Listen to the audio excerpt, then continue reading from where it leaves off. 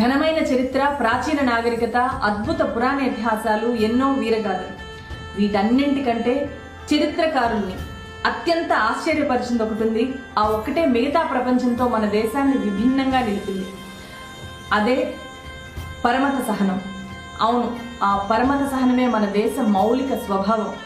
హిందూ, ముస్లిం, క్రైస్తవ, సిక్కు, జైన, బౌద్ధ, యూదు ఎవరి మతం వాళ్ళది.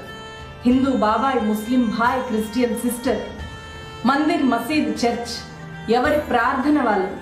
మతం పూర్తిగా ఒక వ్యక్తిగత విశ్వాసం. కానీ ఇప్పుడు అదే దేశంలో అతిపెద్ద రాజకీయం అయిపోయింది.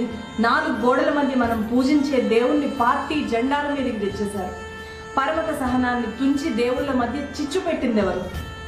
ఈ వీధి రాజేష్కు ఆ వీధిలో ఉండే రసూల్తో గొడవెందుకు వస్తుంది? నువ్వు ఆడుకున్న సలీం ఇవాళ నీకెలా శత్రువు అవుతాడు? నీతోనే ఈత